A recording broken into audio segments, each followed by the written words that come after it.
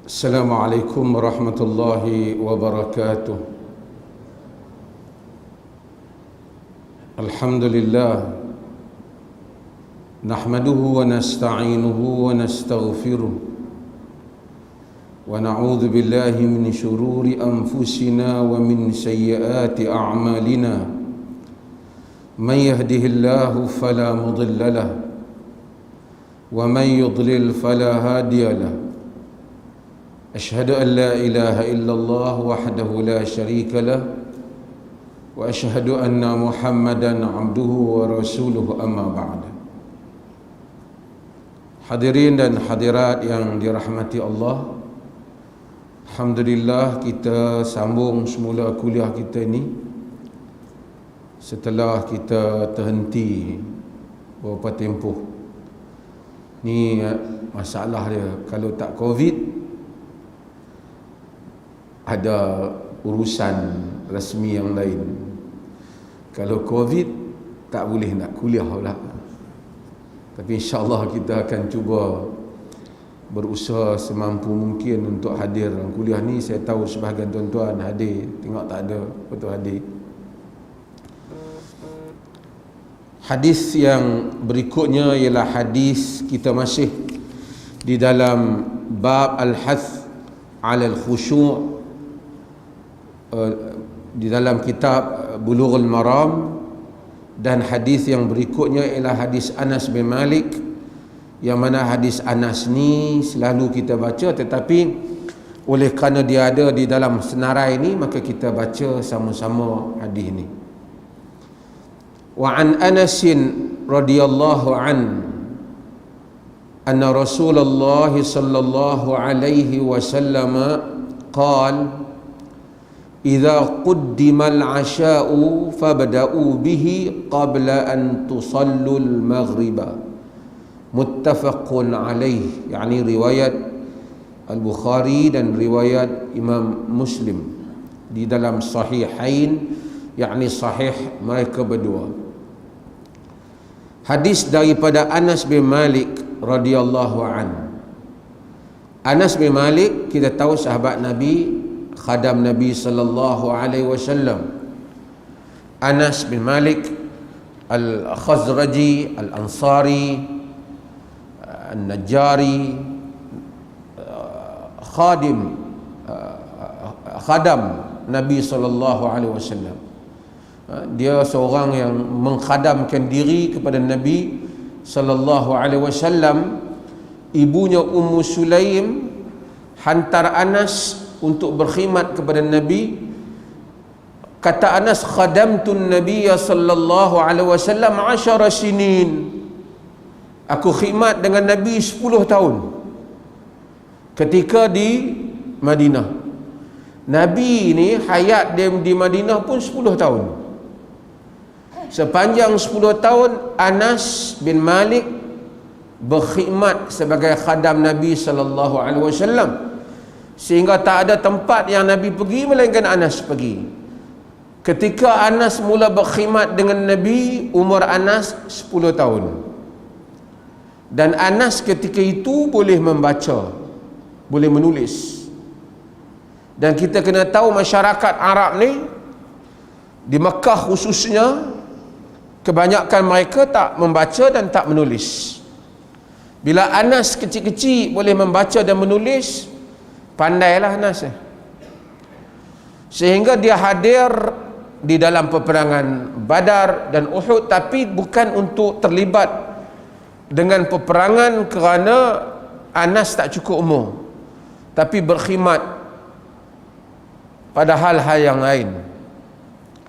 Ini kelebihan Anas, sehingga Anas bin Malik radhiyallahu anhu mengetahui banyak hal berhubung dengan Nabi sallallahu alaihi wasallam. Banyak hal-hal yang tidak diketahui oleh kita, oleh orang lain, dilaporkan oleh Anas, kerana Anas melihat Nabi sallallahu alaihi wasallam. Kata Anas dalam hadis sahih, qadamtu Nabi sallallahu alaihi wasallam 10 sinin. Aku khidmat pada Nabi 10 tahun. ma qala li qad uff atau ma qala li uffin qad. Tak pernah Nabi kata padaku hush, uff. 10 tahun tak pernah kata. Dalam keadaan Anas budak, kira dahsyat. Biasanya kita ni siapa pun kalau jumpa sekali-sekala kita boleh lah nampak okey. Tapi kalau setiap hari 10 tahun sama, ini menunjukkan tingginya nilai budi dan nilai akhlak Nabi sallallahu alaihi wasallam. Kata Anas, ma qala li syai'in sana'tuhu lima sana'tah. Tak pernah Nabi kata kepada aku pada sesuatu benda yang aku buat, pasal apa hang buat tu? Tak pernah. Wala li syai'in taraktuhu lima taraktah. Tidak pada satu benda yang aku tinggalkan, pasal apa hang tak buat? Kenapa engkau tak buat? Dia kata Anas, Nabi tak pernah kata itu. Wa kana an-nabiy sallallahu alaihi wasallam ahsanan nasi khuluqa. Adalah Nabi sallallahu alaihi wasallam, kata Anas, sebaik-baik manusia akhlaknya. Ini proven orang dalam yang duduk dengan Nabi. Bukan 10 hari. 10 hari bolehlah kita nak pretend untuk buat-buat. 10 years, 10 tahun. Dalam rumah, luar rumah, di semua keadaan.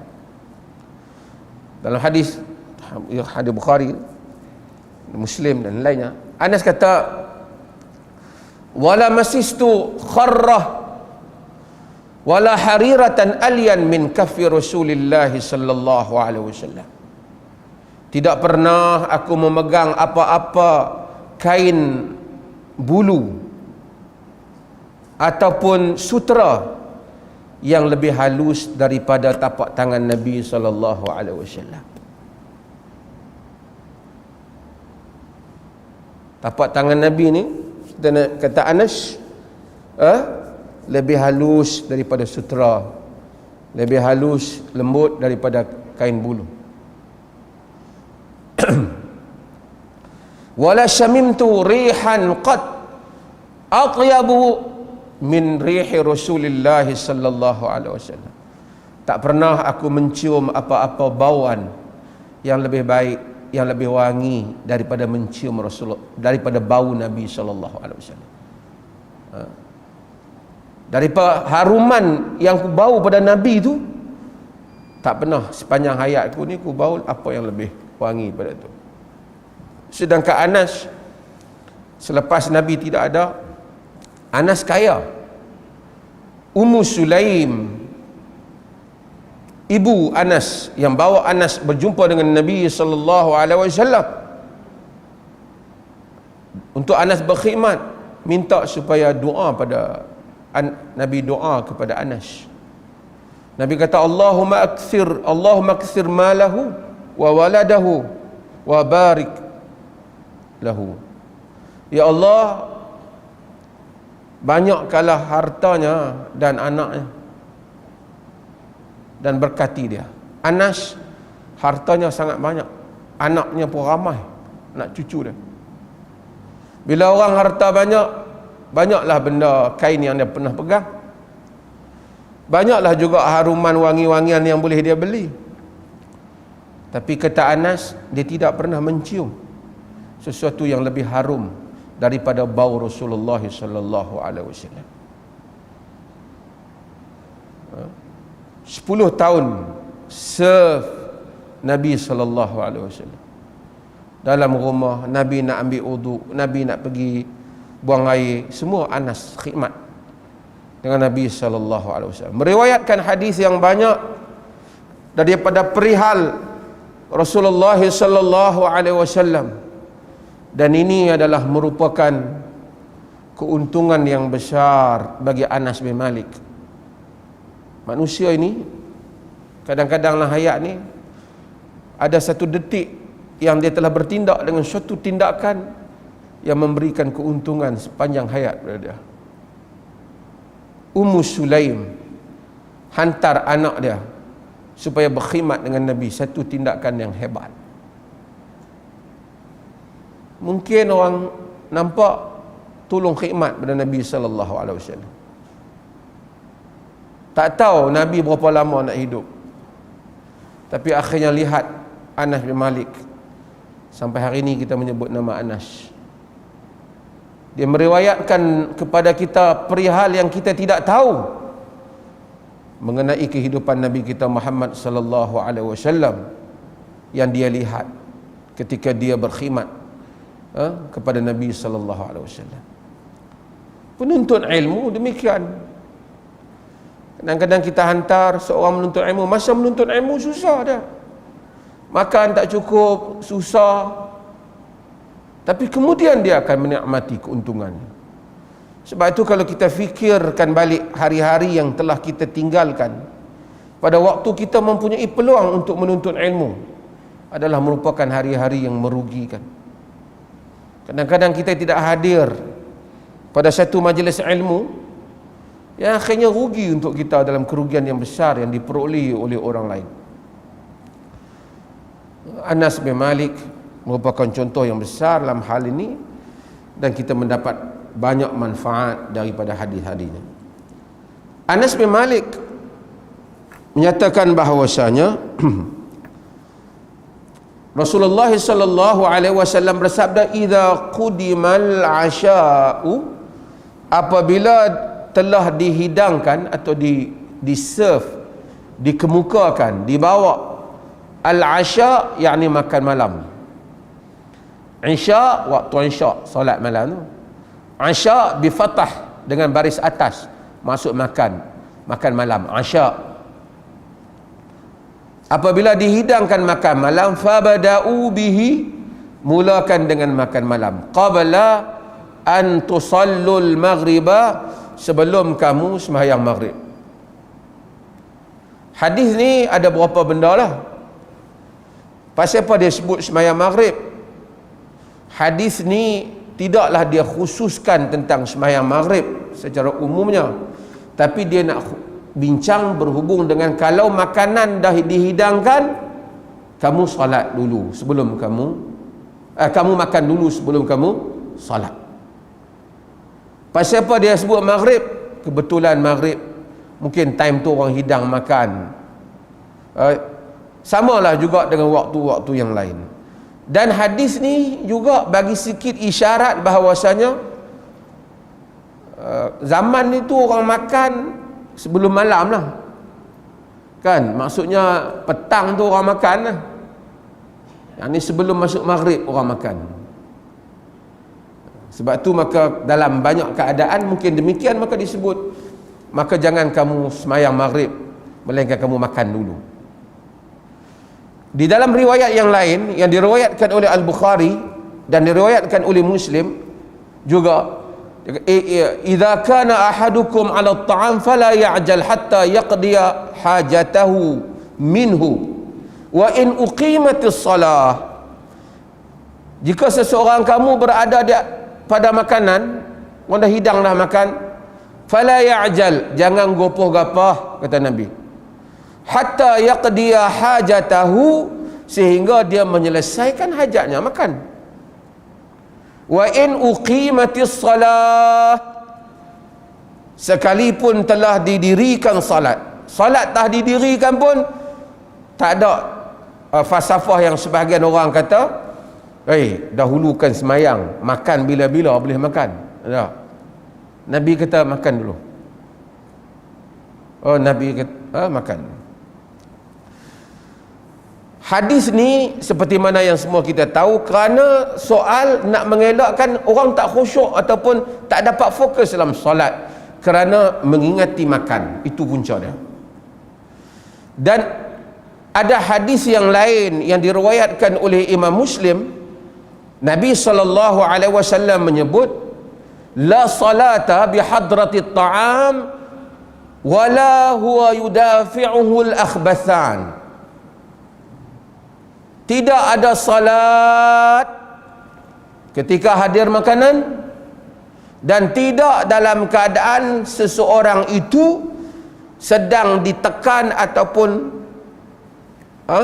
sedang menghadapi dua benda yang tak elok. Akhbasan ni keji lah, tapi maksud dia nak buang air kecil atau nak buang air besar. Tak boleh solat, kata Nabi. Siapa yang rasa nak buang air kecil tu, dia jangan pergi semayang, pergi buang dulu. Weh, tu imam qamat dah, aku nak terkencing. Semayang dulu lah, satgi lah. Masa duduk semayang tu punya panjang pula dah tu imam ni. Arab ni dia bahasa dia seni, dia banyak kalimat dalam bahasa Arab. Arab ni dia panggil orang yang nak tahan kencing tu, dia panggil al-haqin. Orang yang tahan kencing, al-haqin. Orang yang tahan nak buang air besar tu dia panggil al-haqib. Dengar ayat. Haqin, haqib, dia ada banyak bahasa. Dua dah. Kita semua nak tahan lah kan. Kita pun tak ada bahasa nak terbuang apa macam tu. Orang yang duk tahan nak buang angin tu dia panggil al-haziq. Tengok Arab. Tiga lah. Orang yang duk tahan nak buang air kecil, air besar, dua-dua dah. Al-haqim.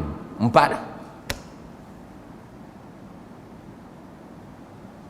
Sebab tu orang Arab ni, tapi Arab sekarang pun bukan dia tahu dah bahasa dia tak macam dulu. Kaya bahasa dia. Sebab tu orang Arab ni panggil kita ni orang ajam. Ajam ni maksudnya tak boleh bercakap. Tu ajam. Mungkin di sisi dia bahasa sikit. Haiwanul ajma, Arab kata, binatang yang tak boleh cakap. Pasal lain daripada bahasa Arab, perbendaharaan katanya tak banyak. Arab ni banyak. Untuk singa ya banyak. Singa hak kecil lain, hak besar lain, hak duk nak leaping to attack itu lain, itu yang tu nama Usama. Asad lain, Usama lain. Semua bagi setiap singa tu, bagi burung, daripada burung duduk di tanah nak lompat, nak terbang, bagi setiap nama tu ada. Melayu ada jugalah perkataan yang dia lebih daripada Arab, adalah. Antara perkataan yang Melayu lebih daripada Arab yang saya sebut ialah nasi ya. Nasi lain, beras lain, padi lain, antah lain. Arab sama ya, al-arus. Orang putih pun sama rice. Hak tu Melayu lebih ya. Tapi tamar Arab lebih lah. Tamar, rutab, balah lebih lah. Kan? Orang Melayu pergi panggil kurma tu. Tak dapat dibezakan dengan masak daging tu.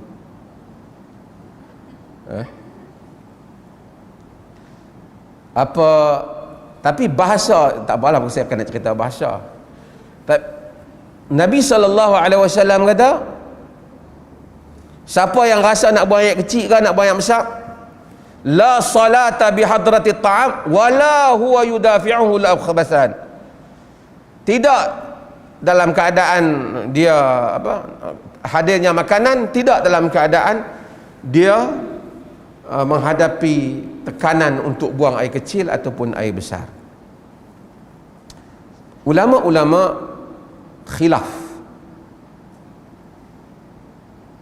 Macam mana kalau dia ni pergi semayang juga, duk rasa makanan dah hidang ni, dah orang hidang makan ni, dia bangkit pergi semayang.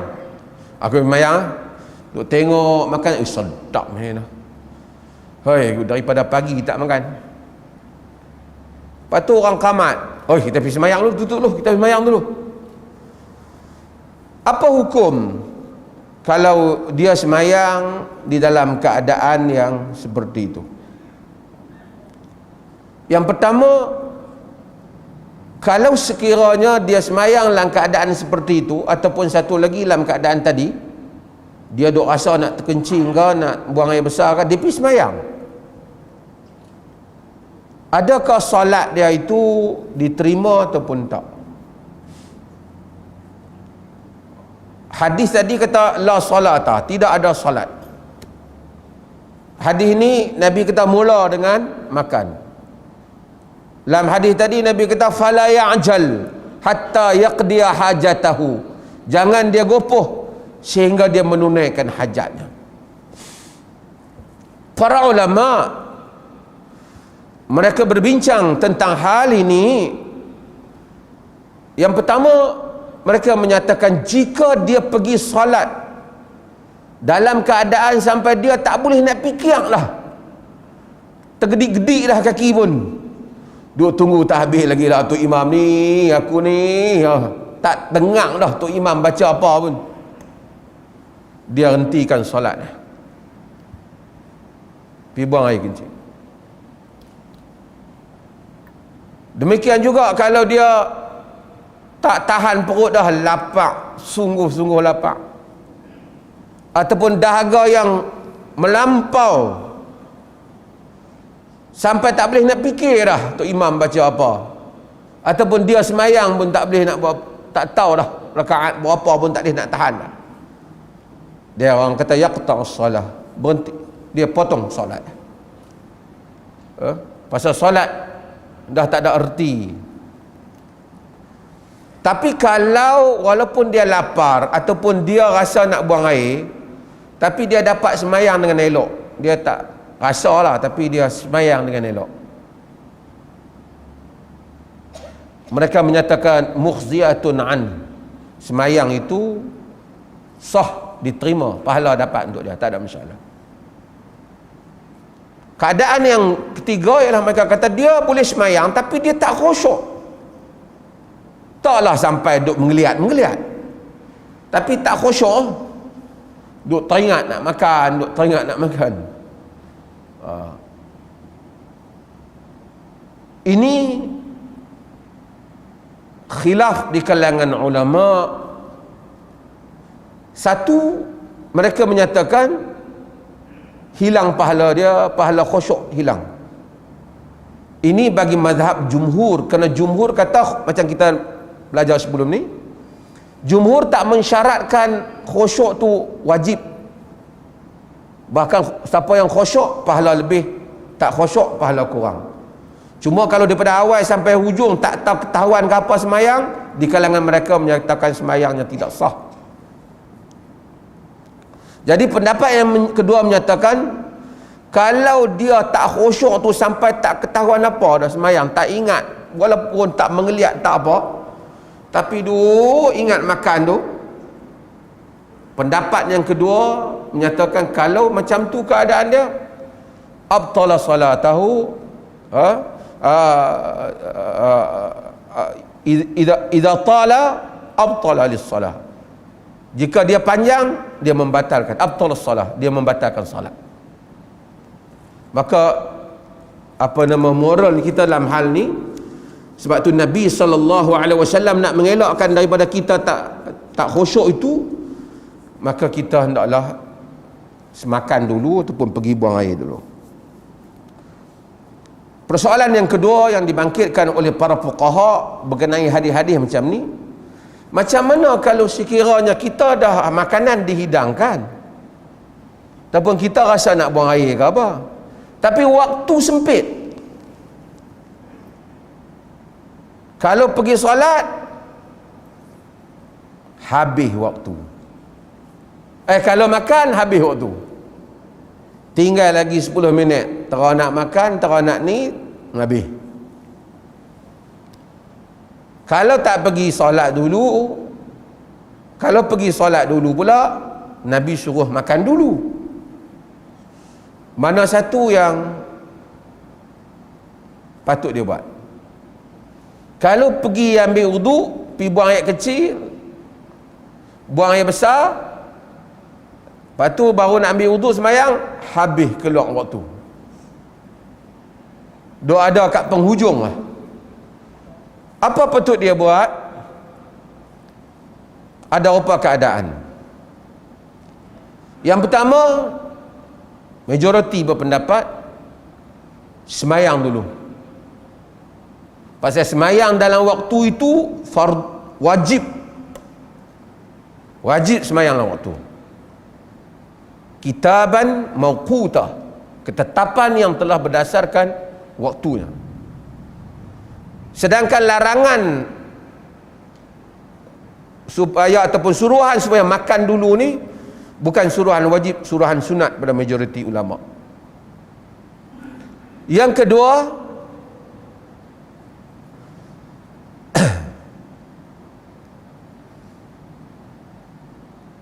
dia pendapat mereka yang pendapat yang kedua, itu pendapat yang pertama. Pendapat yang kedua ialah dia semayang, dia makan dulu sekalipun keluar waktu. Ini adalah pendapat Imam Syaukani. Dia kata tak kira, walaupun dah tiba-tiba orang hidang makan, kita hidang makan duk lapang lapang hidang makan dulu, tunaikan dulu hadis ni. Pendapat Ibn Hazmin dan wajah ataupun satu pendapat dalam mazhab Syafi'i. Jadi makan dulu supaya tak terganggu makan, tak terganggu solat. Nak terkencing dah, semayang tinggal lagi 5 minit lagi, pergi buang air tu. Jadi berapa pendapat? 2. Wallahu ta'ala alam. Saya rasa pendapat yang kuat pertama lah, pergi semayang tu pasal bertemu. Melainkan jika sekiranya kalau dia semayang pun dia tenggelam punca, tak tahuan apa lah semayang, lapar, sungguh-sungguh lapar, ataupun nak terkencing sangat-sangat dah, kaki bergedik lah, mengeliat. Tengok Tok Imam pun tak nampak lah, duk nampak bilik ayak. Yang tu dia pi buang ayak dululah, walaupun masuk waktu nak habis. Okey, persoalan lain pula. Kalau makanan telah ada, dihidangkan, tapi dia tak lapar, tak rasa apa nak makan lah, tapi taklah rasa sangat. Nak dulukan semayang ke, nak dulukan makan? Bolehlah makan, tapi taklah rasa lapar sangat. Dalam erti kata yang lain, kalau dia pi masuk solat pun tak terganggu fikiran dia, tak teringat nak makan tu. Mana dia nak buat tu? Tolong bagi fatwa sikit. Jumhur kata dia pergi semayang tu kerana illah tidak ada, illah punca larangan tu tak ada, dia pergi semayang dulu. Itu mudahlah jawapan. Okey, kita buat yang kedua, keadaan yang lain pula. Dia memang rasa nak makan ni, makanan pun dihidangkan, tapi makanan panas, nak makan lah tak boleh, duk tunggu nak sejuk, tak sejuk. Kalau dah semayang habis dah, nak makan dulu ke pergi semayang dulu? Lapar ni tapi panas. Semayang makan? Pasal apa semayang dulu? Pasal kalau dia tunggu pun dia tak boleh buat apa, kan boleh makan pun. Syekh Muhammad Saleh Ibn Utsaimin bila dia hurai masalah ni, dia kata kalau kita kata kena tunggu juga sehingga dia boleh makan, benda tu sejuk, kita kena suruh orang fakir miskin yang tak dapat makan tunggu makanan walaupun terlepas semayang, sehingga makanan datang. Pasal kita tak pasti. Jadi kata solat dulu. Okey, saya buat contoh hal lain pula. Kalau kita order makanan, duk tunggu order ni, tak boleh sebutlah nama syarikat, sakit iklan di sini pula. Inilah penghantar makanan ni, macam-macam syarikat tu ada. Kita duk tunggu hantar makanan tu mai. Duk tunggu semangat tu. Aku lapar ni, tak sampai-sampai lagi ke ni? Orang azan, nak solat, nak qamat. Nak tunggu makanan sampai ke? Nak pergi sembahyang dulu?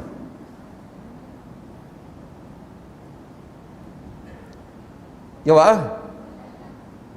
Ha? Ni makanan nak datang ni.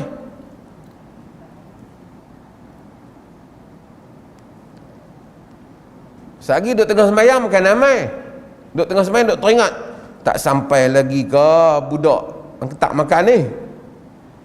Dengar motor lain masuk pun, dia dah. Sampai dah. Pasal terutama zaman sekarang, bila order tu nampak siap tu di katalog tu, gambar punya bagus, sedap pula tu kan. Udang sekok duk atas tu, mai-mai udang kecil. Tak kira lah kan, gambar tu tengok bagus punya. Tengok gambar duk terliok dah. Pergi semayang pun duk ingat benda tu. Nak semayang dulu ke nak tunggu makanan mai? Ni kalau berlaku dalam rumah ni, kita kata jom kita solat dulu. Nantilah ya ni, depa nak hantar makanan ni. Ha? Mana dulu? Para fuqaha membezakan masalah ini. Pasal benda ni dulu tak ada lah, zaman hantar-hantar makan ni tak ada lah. Sekarang satu, mereka kata kalau makanan itu waktuhu qariban, dekat dah nak mai, kita pun tahu lah saat lagi nak sampai dah, dia tu hambang lagi 4 minit dia naik dalam sistem tu, tergedik-gedik kita dengar 4 minit tu, kita tunggu. Pasal dia macam dengan makanan tu dah dihidangkan, pasal kita tahu dan kita duk tunggu. Tapi kalau tak pasti bila makanan tu nak mai, lambat lagi, yang ni lah juga yang Syekh Utsaimin kata, kalau kena tunggu walaupun lambat lagi, orang fakir duk tunggu makan sampai berjam-jam, tak tahu lagi bila nak sampai order dah, bila nak sampai tak tahulah. Dia kata duk bertolak mai dah, kita tunggu dululah. Ini tak ditunggu, pasal tak pasti pergi solat. Para ulama cuba lihat apakah hal-hal yang sama dengan la salata bihadratit ta'am wala huwa yudafi'uhu al-akhbathan. Apa yang sama dengan hadis ni? Saya buat contoh yang lain kan. Kita satu orang habaq, orang penting ni, panggilan penting, dia kata lagi 5 minit aku telefon hang, nak bagi tahu satu panggilan, mungkin luar negara ke apa, yang panggil anak kita, dia pun masa tak sama kita, ataupun urusan penting, orang qamat, kita duk tunggu handphone ni lagi 5 minit. Nak pergi semayang dulu ke jawab telefon dulu?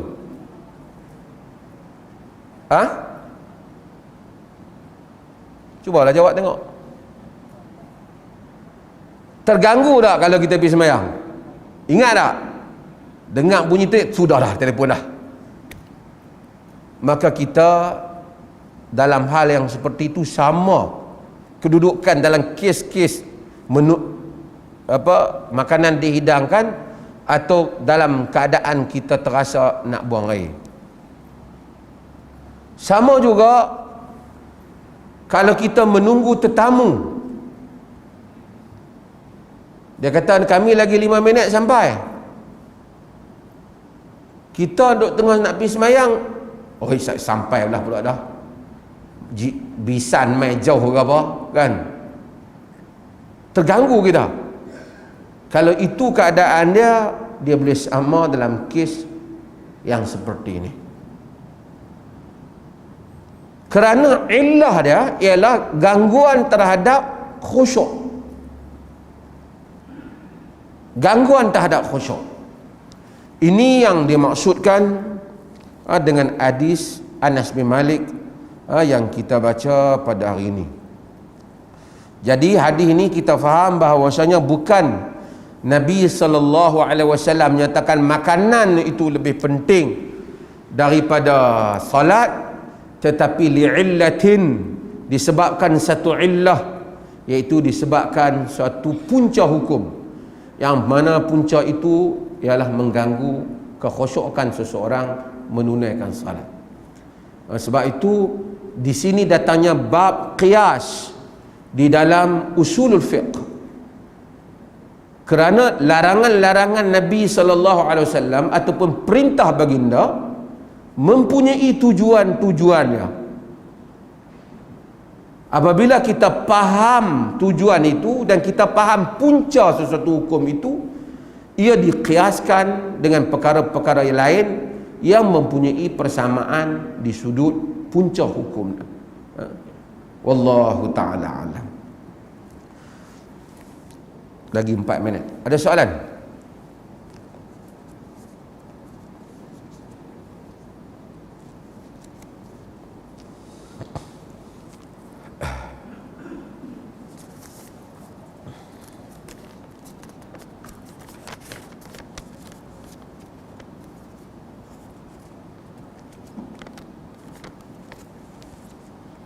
Saya nak tanya, apa status buku Majmu' Syarif di Perlis? Dalam senarai fatwa, dalam Islam Perlis senarai fatwa Jawatan Kuasa 2008 menyebut buku dia diharamkan di negeri Perlis. Saya tak terima nyataan yang sama dari seorang. Tidak temui Majmu' Syarif adalah satu buku yang kita tak tahu siapa dia yang tulis dia. Dia di dalamnya mengandungi senarai amalan-amalan, bacaan-bacaan yang doa-doa, yang ada doa-doa itu yang tak ada masalah, tetapi ada doa-doa itu yang pelik dan dia menyandarkan kepada Nabi SAW perkara-perkara yang mana tidak ada apa-apa riwayat yang sahih, yang dhaif, bahkan tak ditemui pun dalam kitab hadis palsu. Perkara-perkara yang pelik-pelik, walaupun lafaz-lafaz doa ni agak luas dalam agama.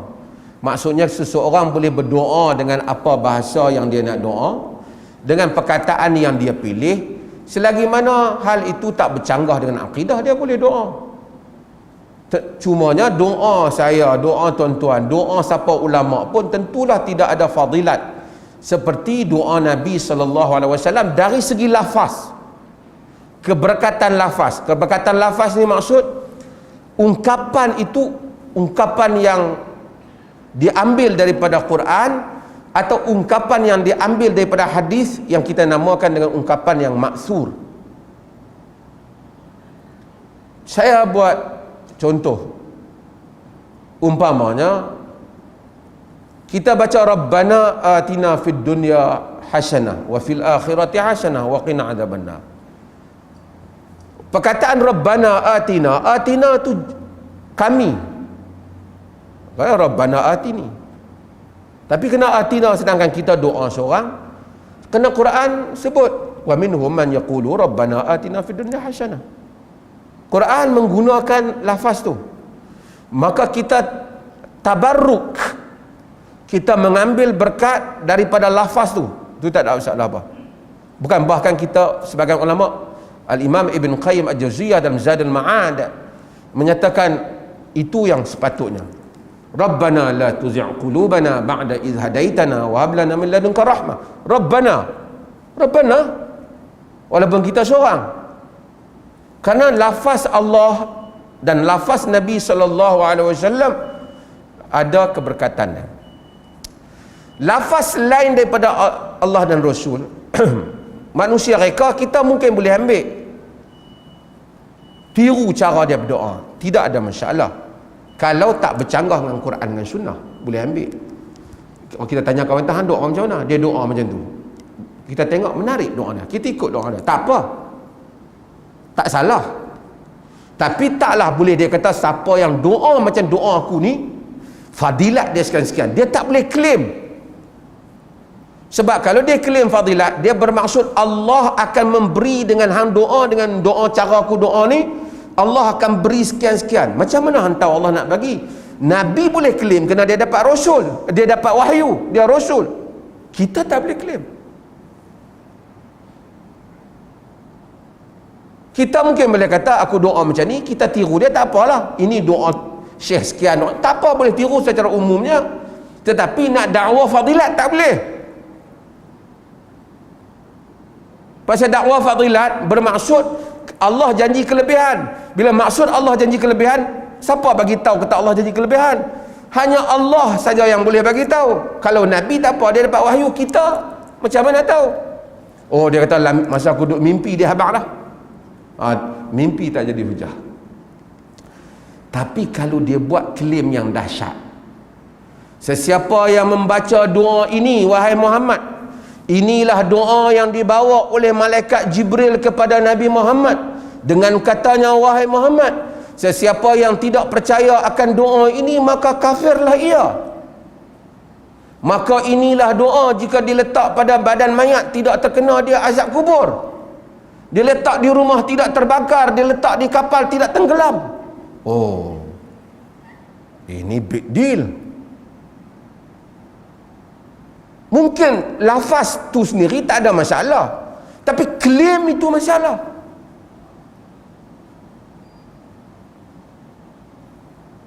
Kita lihat hal-hal yang seperti ini, kita baca benda-benda yang seperti ini, kita tak benarkan benda tu diedarkan. Salah. Mungkin sebagai orang tengok doa elok-elok pun dia tak bagi. Ni, ketuk pula dia sikit, baca pergi habis. Kita bukan tak bagi lafaz tu. Sebagai lafaz tu dakwaan, kerana hadis palsu tak boleh disebarkan. Ibn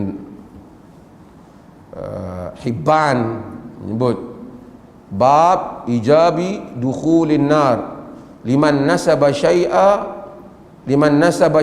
ila Mustafa sallallahu alaihi wasallam wa huwa ghairu alimin bi sihhatihi. Bab wajib masuk neraka sesiapa yang menyandarkan sesuatu kepada Al-Mustafa sallallahu alaihi wasallam sedangkan dia tak tahu sahih ataupun tak, kata Ibn Hibban. Maka kita, buku tu kita tak benarkan diedarkan di masjid-masjid di dalam negeri Perlis. Wallahu a'lam. Azan dulu, saya jawab soalan berikutnya.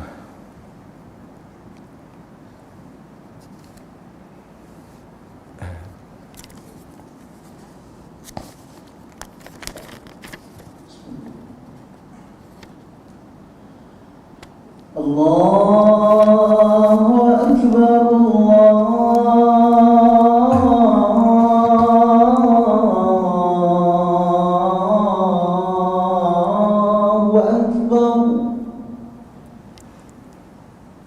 Allahu Akbar, Allahu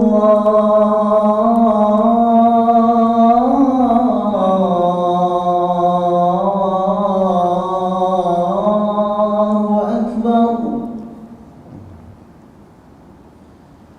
أشهد أن لا إله إلا الله،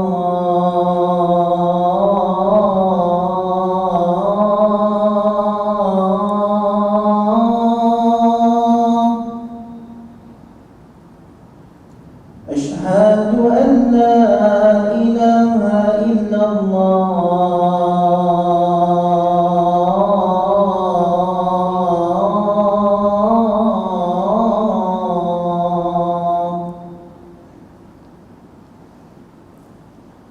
أشهد أن محمدا رسول الله،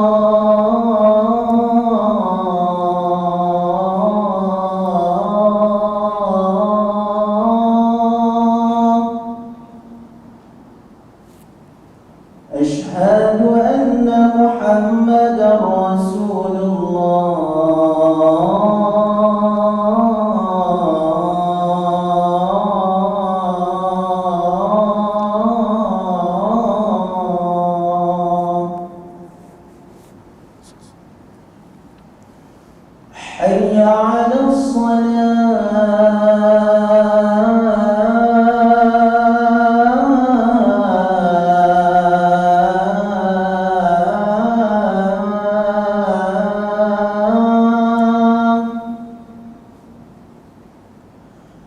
حي على الصلاة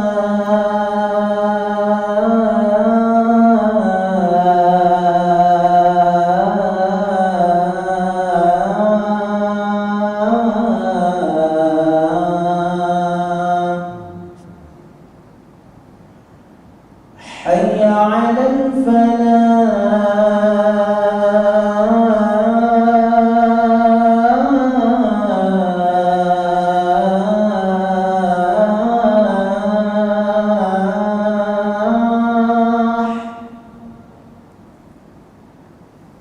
حي على الفلاح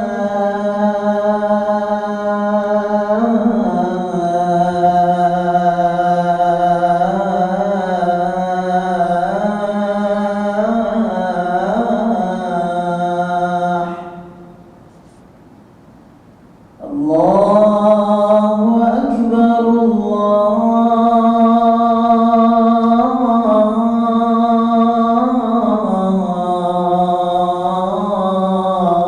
الله أكبر لا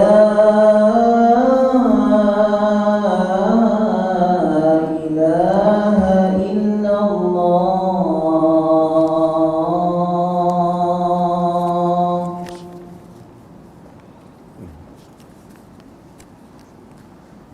Saya Bismillah.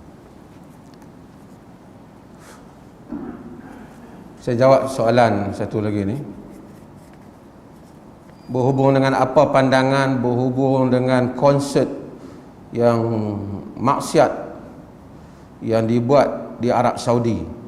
Kata mereka itu menunjukkan ajaran Wahabi ataupun Salafi sukakan kemungkaran. Macam mana? Yang pertama ialah ni berkelahi budak-budak Minggoli. Tahu Minggoli? Yang pertama, nak tuduh Saudi ni Wahabi ke Salafi ni tuduhan lah. Dia tak claim dia macam tu. Salafi tu mungkin dia claim lah, Wahabi tu dia tak claim. Dia tak kata dia Wahabi.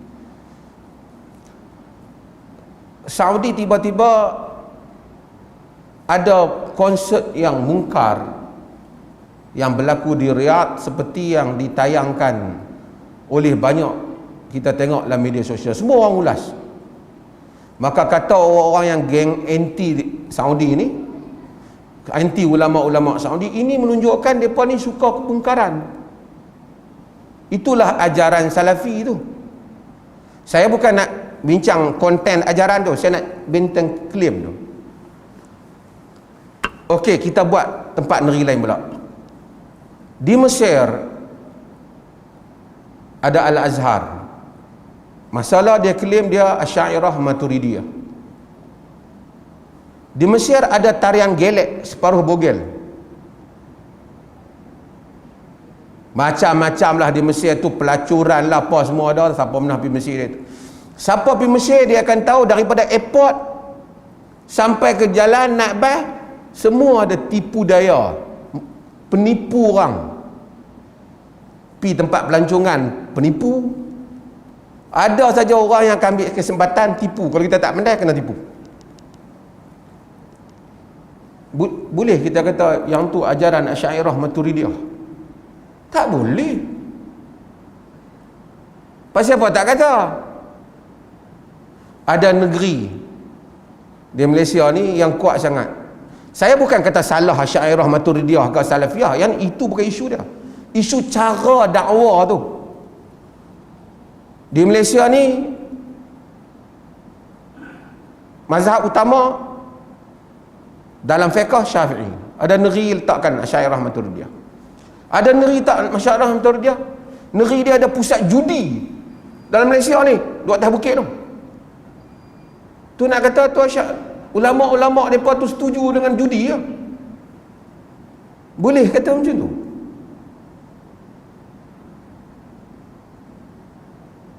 Boleh kita kata ulama-ulama Azhar semuanya suka dengan tarian gelek separuh bogel? Boleh?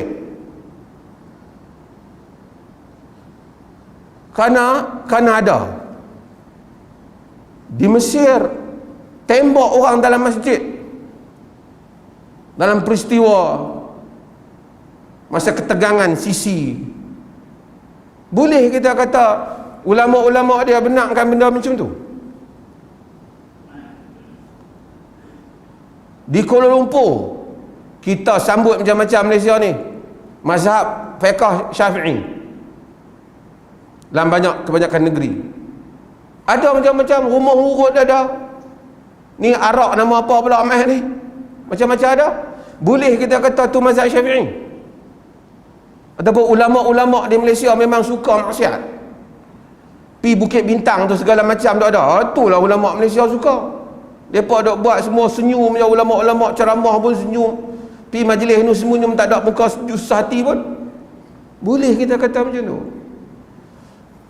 Ada satu orang tokoh, satu negeri, dia masuk dalam satu grup WhatsApp. Tokoh lah, saya tak mahu sebut lah. Dia kata, saya tanya kat negeri dia tu ada awak, you tak kata? Oh yang ni lama dah, Saudi ni baru. Oh, hak baru je salah, hak lama boleh. Ini adalah cara fikir yang tak betul. Orang kata nak berkelahi main guli ni, dah tak tahu nak buat apa. Ni kepala pahang, ni kepala bapak aku. Cara berkelahi budak-budak. Melainkan kalau ulama, bukan kita bela ulama Saudi, ada benda ulama Saudi yang kita pun tak setuju. Tapi tak bolehlah cara dakwah tu macam tu. Melainkan ulama dia keluar fatwa, boleh benda tu. Itu cerita lain. Dia tak keluar. Ulama dia pun ada yang kena tangkap, banyak yang komplain. Tuan-tuan, ini menunjukkan dangkal. Kadang-kadang pensyarah universiti tu buat dakwaan macam tu. Nak berkelahi macam tu. Lekeh. Bab tu dulu. Okey, habis. So kita tak burden atas ulama-ulama dia selagi mana mereka tak pernah kata benda tu betul. Dan kenapa selama ni di Arab Saudi, bukan saya nak bela Arab Saudi, it's not everything right in Saudi. Tapi saya nak katanya ialah cara penghujahan tu tak betul. Kenapa selama ni di Saudi pergi di Mesir teruk, daripada penipu, daripada maksiat, daripada apa, kita tak pernah sandar pada Al-Azhar. Negeri-negeri teluk macam-macam ada. Pergi ke Maghribi, mazhab Maliki, Asy'ari Maturidi, macam-macam maksiat dia ada. Di Casablanca penipuan macam-macam ada. Ramai orang Morocco pergi duduk di London dia apa, dan jadi kerja-kerja yang tak senonoh pun ramai juga yang bagus, tak dinafikan. Adakah kita pergi sandar pada mazhab Malik ataupun seumpamanya? Tak. Ini cara hujah yang tak betul yang ada di kalangan mereka-mereka yang dangkal. Orang kata nak berkelahi, dan apa yang ada aku kata lah. Okey, satu. Hal yang kedua ialah kita hendaklah tahu bahawasanya di samping kita pertahankan, kita tak blame para ulama dia dalam kes-kes yang seperti ini, kita juga mengkritik ulama-ulama dia Arab Saudi sendiri di dalam beberapa keadaan. Di samping dia for the agak long period of time yang mana dia dia mampu untuk bertahan daripada benda-benda tu masuk ke Saudi, akhirnya masuk juga. Apa yang, kalau tanya saya, apa benda yang saya nak kritik mereka dalam hal ni? Liberalism, iaitu liberalisasi yang mana mendapat sokongan banyak orang muda di Saudi, sebahagiannya boleh disalahkan ulama Saudi. Kerana kadang-kadang mereka tidak mengambil langkah yang lebih ke hadapan di dalam menangani kehendak-kehendak ini supaya lebih terarah. Siapa pergi baca di Arab Saudi, surah abang Arab dia okey. Tapi surah khabar English dia memang dia campaign all out liberalism ni. Dan ulama tak baca yang English tu. So tak banyaklah komplain. Dan English, kalau kita pergi ke siapa yang pergi ke Dubai, ke UAE, pergi ke Qatar, kita tengok mereka dah ke depan tak mau cakap Melayu dah, cakap orang putih depan ni. Depa seronok cakap orang putih. Kalau kita cakap Arab dia baru tak dengar. Kita cakap English baru dia rasa macam dia ni sikit. So golongan baru yang pergi, yang belajar, yang English educated, yang tambah yang pergi ke barat, yang balik, mereka ni cenderung ke arah nak jadikan Saudi ni terbuka. Dalam masa yang sama, ulama-ulama dia pula tak terbuka dalam masalah muamalat. Dia bagus masalah akidah, masalah ibadah, ikut sunnah, tak apa. Tapi sifat muamalah ni dia luas, dia tak ambil ruang itu.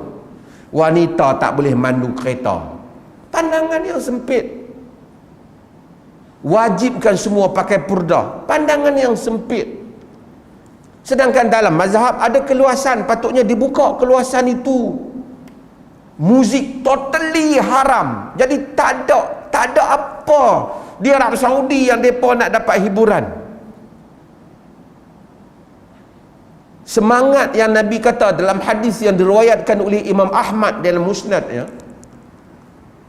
apabila Nabi melihat kepada tarian yang dibuat di masjid oleh orang Sudan atau Habasyah, antara riwayat menyebut, Nabi kata, likai ta'lamal yahud anna fi dinina fushah wa inni bu'istu bil hanifiyyati samhah, supaya Yahudi tahu bahwasanya di dalam agama kita ini ada keluasan, dan aku ini dibangkitkan dengan satu agama yang lurus lagi memaafkan.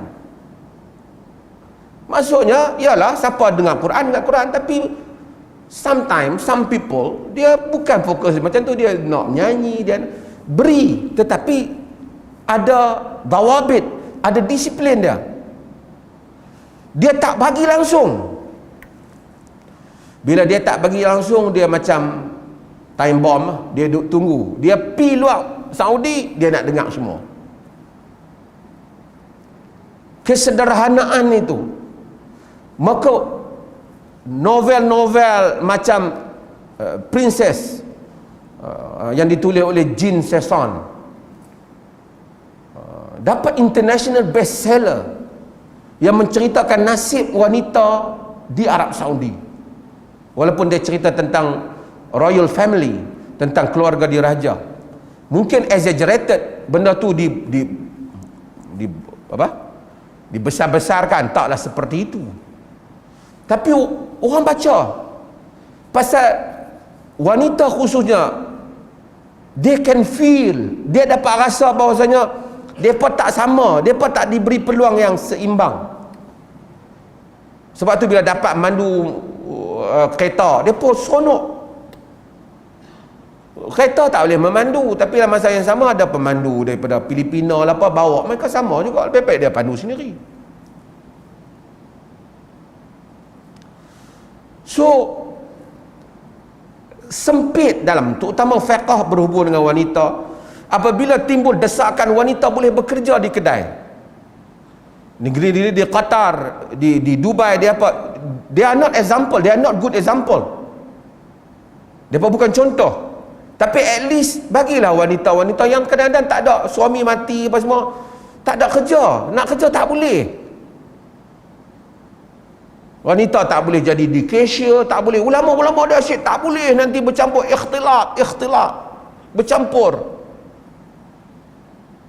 Bila ada gesaan supaya diberi peluang wanita-wanita ini untuk bekerja, oh ulama tak bagi. Jadi susah. Mereka nampak seolah-olah macam tak ada nafas bagi agama memberi ruang kepada mereka. So mereka tak ada sikap yang lebih pertengahan. Maka golongan wanita khususnya ramai yang menyokong usaha-usaha liberalisasi ini. Dalam masa para ulama dia fokus hal-hal mandu lah apa semua ni, Ada hal-hal lain yang patut mereka fokus. Mahar terlalu mahal, nak kahwin susah.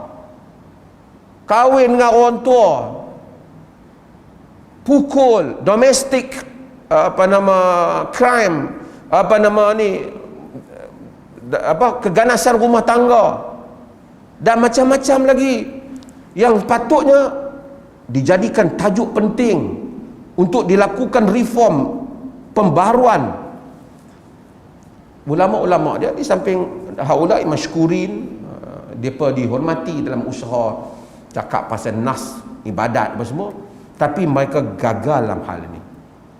Buku-buku seperti Syekh Abdul Halim Abu Syuqqah, Tahrirul Mar'ah fi Asri Risalah, tak diberikan tempat di Arab Saudi, bahkan sebahagian dilarang, tak diberi ruang. Buku-buku yang seperti ini sangat bagus supaya wanita dia nampak ini wanita pada zaman Nabi. Tahrirul Mar'ah fi Asri Risalah, pembebasan wanita pada zaman Rasulullah. Maka apabila ada peluang konsert lah apa, terkejut kita, mereka keluar sungguh-sungguh nak dapatkannya. Ini adalah satu kecacatan pada saya yang ulama-ulama dia kena bergerak, berubah. Wahhabism is not good connotation actually. Bukan konotasi yang baik. Tetapi reform yang datang daripada semangat ulama Saudi dahulu telah pergi ke negeri-negeri yang lain, termasuk ke India, sehingga ulama Asy'ariyah Maturidiyah di Durban yang memperjuangkan menentang kejumudan dan memperjuangkan menentang khurafat dituduh sebagai Wahabi, padahal mereka bukan Wahabi, mereka Asy'ariyah Maturidiyah. Kerana semangat reform Ibnu Taimiyah yang datang ke dalam dunia ni, sehingga orang seperti Rashid Ridha, orang seperti Muhammad Abduh, Rashid Ridha mengambil semangat itu, datang ke tanah Melayu, gerakan kaum muda, menyuruh diberikan emansipasi wanita. Kalau kita lihat di tanah Melayu, dulu wanita tak boleh pergi sekolah, tak boleh pergi universiti, jadi isteri, kena paksa kahwin, kena dengan pilihan di atas mazhab Syafi'i yang menyatakan wali mujbir, ada kuasa total mutlak di atas wanita. Akhirnya yang menentang ialah golongan reform yang dituduh Wahabi pada zaman dulu. Hamka yang dituduh Wahabi menentang hal-hal yang seperti ini. Syekh Al-Hadi golongan pembarang, walaupun ada perkara yang kita boleh setuju dan tak setuju dalam movement mereka, dalam pergerakan mereka, tapi maksudnya gerakan itu bernafas besar, memberikan peluang yang besar untuk reform dan mengangkat wanita supaya dia tahu agama memberikan hak an-nisa syaqaiqur rijal, wanita adalah merupakan saudara kepada lelaki. Tapi apabila lama-lama Arab Saudi dia tak bergerak ke arah itu, dia menjumutkan hal itu. Bila dia menjumutkan hal itu, berlaku ledakan. Dan mereka patut reform, ulama itu sendiri patut reform, melihat, membaca hal-hal yang lebih luas untuk mereka berikan.